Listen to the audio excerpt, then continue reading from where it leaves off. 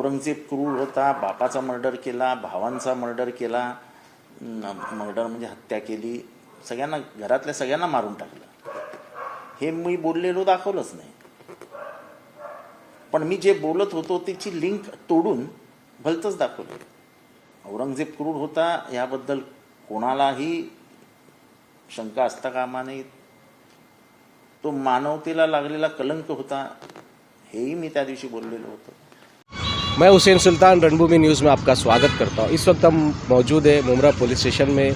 दरअसल मामला कुछ इस तरह है कि यहाँ पे जो मुमरा कलवा विधानसभा अध्यक्ष है सैफ पठान, उनकी पूरी टीम MIM की यहाँ पे आई है।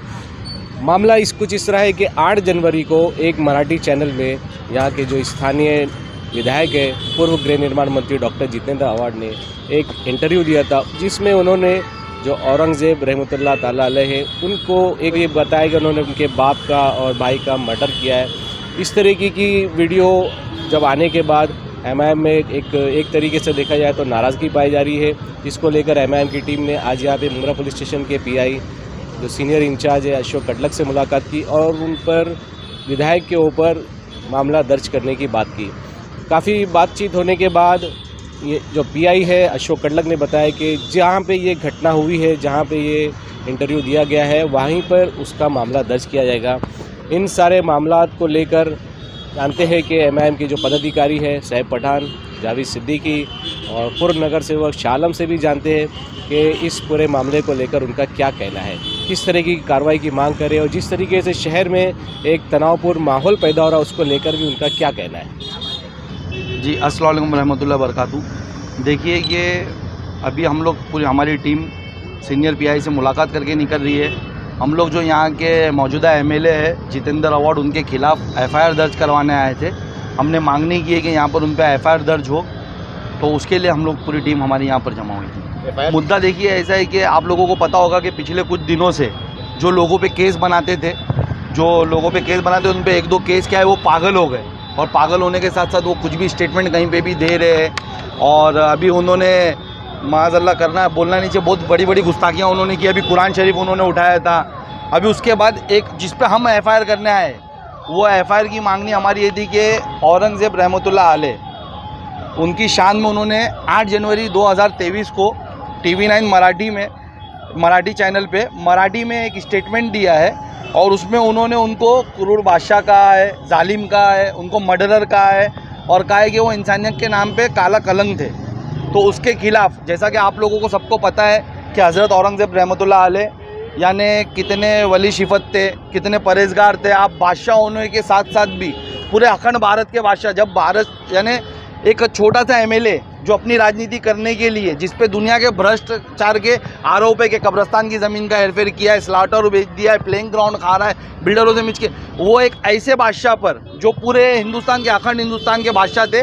जब हमारे यानी सल्तनत यानी अफ़गानिस्तान तक हमारे भारत में आता था, हिंदुस्तान में आता था, उस वक्त के बादशाह उतनी बड़ी यानी सल्तनत के बादशाह होने के बावजूद भी वो टोपी बुन करके अपना ज़ाती अखराजात करते थे, बैतुल माल से नहीं अपना उसमें से हिस्सा नहीं लेते थे। उनके बारे में ऐसे सब स्टेटमेंट दे रहा है, तो उसके खिलाफ़ हम लोग FIR दर्ज करने आए थे। आज हमारी उनसे आस्था जुड़ी है, उनके हम रोज़े पे जाते हैं, उनके लिए फातिहा पढ़ते हैं। मुस्लिम समाज उनको काफ़ी मानता है, और एक गलत हिस्ट्री बता करके TV चैनल पे बैठ करके RSS को खुश करने के लिए BJP पूरे हिंदुस्तान में जिस तरीके से यानी जातिवाद की राजनीति करके यानी अपने RSS को खुश करने के लिए स्टेटमेंट करती है, उसी तरीके से ये मराठी में RSS को खुश करने के लिए यहाँ के मौजूदा MLA जो स्टेटमेंट दे रहे हैं उसके खिलाफ़ कि हम इसके खिलाफ़ बर्दाश्त नहीं करेंगे। 2019 में भी सेम इसी तरीके से थाना डिस्ट्रिक्ट प्रेसिडेंट NCP के आनंद परांजपे ने इसी तरीके का औरंगजेब रहमतुल्लाह अलैह के शान में गुस्ताखी की थी, जिसके लिए सिर्फ MIM नहीं, MIM की पूरी टीम के साथ इस शहर के हर एक मुस्लिम नेता ने आकर के एहतजाज किया था। और हमारे हिंदू भाइयों ने भी, उस वक्त हमारे साथ विशु भगत जैसे लोग थे, राजन कीने जैसे लोग थे, उन लोगों ने भी आकर के एहतजाज किया था उसके खिलाफ़,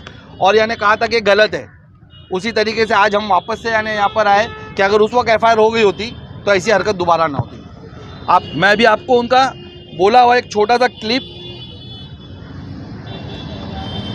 घरातल्या सगळ्यांना मारून टाकलं, हे मी बोललेलो दाखवलंच नाही. पण मी जे बोलत होतो त्याची लिंक तोडून भलतंच दाखवलं. औरंगजेब क्रूर होता याबद्दल कोणालाही शंका असता कामा नये. तो मानवतेला लागलेला कलंक होता, हेही मी त्या दिवशी बोललो. इस तरीके का स्टेटमेंट, अच्छा इनकी चापलूसी और इनके शातिरपना देखिए मराठी में स्टेटमेंट देते ताकि मुमरा के यानी लोगों को समझ में ना आए और ये आरएसएस को खुश भी कर दे. ये यानी जो लोग हमारे खिलाफ है, हमारे खिलाफ साजिशें कर रहे हैं और इस तरीके की झूठी हिस्ट्री फैला करके, एक रूमर्स फैला करके यानी हिस्ट्री को गलत साबित कर रहे, उनका काम कर रही है. तो इसके खिलाफ हमने यहाँ पर एफआईआर की मांग की है. देखिए सीनियर पीआई ने हमसे कहा कि अभी नूपुर शर्मा के केस के बाद सुप्रीम कोर्ट का कुछ ऑर्डर आया है कि जहाँ पर जो वारदात होगी एफआईआर वहाँ पर ही होगी. उन्होंने तत्काल हमसे लेटर बना के मंगवाया. हमारा लेटर उन्होंने अभी रिसीव किया है. उन्होंने कहा है कि वो लेटर भेज रहे वर्तक नगर में और वहाँ पर बोलेंगे कि इस पर एफआईआर हो. और देखिए ये बात यहाँ थमेगी नहीं, एफआईआर तो इंशाल्लाह ताला होगी. और आज मैं यानी पर्सनली हमारी टीम और हम लोग आज से जितने उलमा इस शहर में मौजूद है, हम उनको पर्सनल लेटर देने वाले और ये वाक़ये पे पूछने वाले कि आप लोगों की क्या राय है, आप इस पे अपना स्टेटमेंट देने. तो यानी आपको पता होगा कि जिस कौम ने अपने इतिहास को बुला दिया वो कौम यानी ख़त्म हो चुकी है. अगर इस तरीके के स्टेटमेंट आएंगे और लोगों को हिस्ट्री गलत बताई जाएगी, हमारा इतिहास गलत बताया जाएगा, तो हमारी कौम कितने बड़े ख़तरे में. तो हम उन उलमाओं को भेजने वाले, हम इनके साथ रहने वाले, हमारे जो सैयद अली भाई साहब है वो कितने बड़े घराने से, हम उनसे सवाल करते कि साहब ये क्या ये सही है. उनके साथ रहने वाले मैं शमीम खान, शानू पठान और जितने नगर सेवक उनकी पार्टी में हैं, मैं उनसे सवाल कर रहा हूँ क्या ये औरंगजेब रहमतुल्लाह अलैह के शान में गुस्ताखी, इस तरीके के स्टेटमेंट उनके जो एमएलए दे रहे वो सही है? उनका क्या स्टेटमेंट है? मुफ्ती अशरफ साहब जो उनके स्टेज पे खड़े होकर के बोलते, मैं मुफ्ती साहब से पूछना चाहता हूँ, मैं उन उलमाओं से जिनका वीडियो मैंने अभी बहुत अदब से उनसे मैं पूछना चाहता हूँ, जिनका वीडियो मैंने अभी कुछ दिन पहले देखा था जब उन पर 354 का एक्ट लगा था, कि बोले हमको यानी रोना आ रहा है. तो औरंगजेब रहमतुल्लाह अलैह की तारीख हमसे ज़्यादा आप बेहतर जानते हो. आपका क्या स्टेटमेंट है इस बारे में? इस बारे में आप क्या कहोगे? यानी जितेंद्र अवार्ड से आप लोग स्टेटमेंट जारी करिए. हम सबसे मुलाकात करेंगे, सबको लेटर देंगे और सबको बताएंगे कि किस तरीके से यानी हमारे औरंगजेब रहमतुल्लाह अलैह की शान में गुस्ताखी की जा रही है और यहाँ के एमएलए वो बड़ी शान से कर रहे हैं. देखिए जिस तरीके से हमारे शहर के आमदा जितेंद्र अवार्ड साहब ने औरंगजेब रहमतुल्लाह अलैह के बारे में जो अल्फाज इस्तेमाल किए, इसके लिए हम उनसे मतलब पुलिस जो प्रशासन से हमने बात की है कि इनके ऊपर एफआईआर होना चाहिए.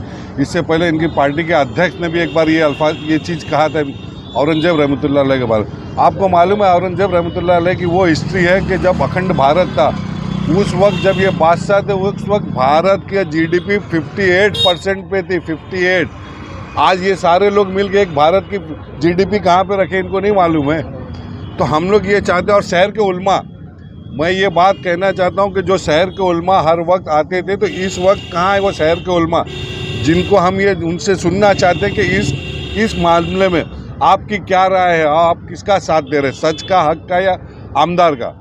हमारी ये मांग है कि शहर में अगर आप हर चीज़ के लिए उतर रहे ना, तो इसके लिए भी बोलिए. आप लोग मुंह क्यों बंद करके रखे? चाहे मुफ्ती अशरफ हो, चाहे हमारे शहर के जो उलमा इकराम है, उनको इस बात पे इसमें आगे आना चाहिए और उनकी सच्चाई क्या औरंगजेब रहमतुल्लाह अलैह के बारे में वो यहाँ के लोगों को बताओ.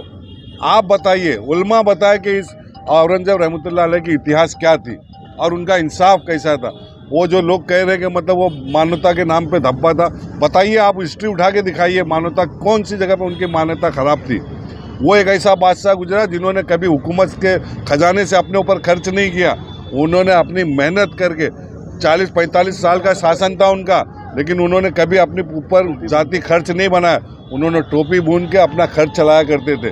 इस तरीके के बादशाह कुरान शरीफ की वो करते किताबत करते थे. ऐसे बादशाह के बारे में आप ऐसा कर रहे, वो हमारे मुल्क के बादशाह थे. हम पाकिस्तान की बात नहीं कर रहे, हमारे मुल्क की बात करें. हमारे मुल्क में ऐसा बादशाह गुजरा था जिसके बारे में आप इतिहास उठा के देखिए क्या उसकी कहानी है, क्या सच्चाई है, फतवा, बहुत सी चीज़ें उनकी. तो इस तरीके का अल्फाज नहीं इस्तेमाल होना चाहिए. हम इसकी निंदा करते, हम इस अल्फाज इसके बारे में हम एकदम खिलाफ है इस चीज़ के. ना हम किसी गैर को बोलना पसंद करते, ना कोई हमारे बादशाह के बारे में कोई ऐसा बोले. सैफ पठान जो मजलिस के ऐसे सिपाही हैं और ऐसे कारनामे जो मुमरा शहर में यहाँ के जो सत्ताधारी कर रहे हैं, जैसे चुनाव आते हैं उन्होंने एक लॉलीपॉप देना चालू कर देते हैं. ये मैं नहीं कहता हूँ, मैं उन उलमाओं से पूछना चाहता हूँ कि जब उनके ऊपर पड़ी तो तुम रोड ब्लॉक कर दिए, मुमरा की हमारी पर्दा नसीन माँ बहनें लोगों को निकलना मुश्किल कर दिए. आइए सभी लोग मिलके जो हमारे शहर में जो हमारे एक नेक परहेज गैर जो हमारे बादशाह थे उनके ऊपर इन्होंने जो टिप्पणी किया है वो भी देखो मराठी में किया है। क्यों मराठी में किया है? महाराष्ट्र के सभी लोगों को, मराठी लोगों को खुश करना चाहते हैं। क्यों? कि देखो मैं तो मुसलमानों के खिलाफ हूँ, लेकिन मुमरा के शहर को बोलते हैं नहीं नहीं मैं तुम्हारे साथ हूँ। इसमें हमारे सैफ पठान शाह आलम भाई ने तफसील से बताए हैं और उसी के ऊपर इंशाल्लाह मैं सैफ भाई से गुजारिश करूँगा कि वो उलमाओं को आप जो है पत्र दो और उनको बोलो रोड में निकलो। ये पहला एक काम नहीं है, ये बहुत बड़ी बात है। इसके ऊपर हम प्रशासन से न्यायालय तक जाएंगे अगर इसके ऊपर कुछ नहीं होगा।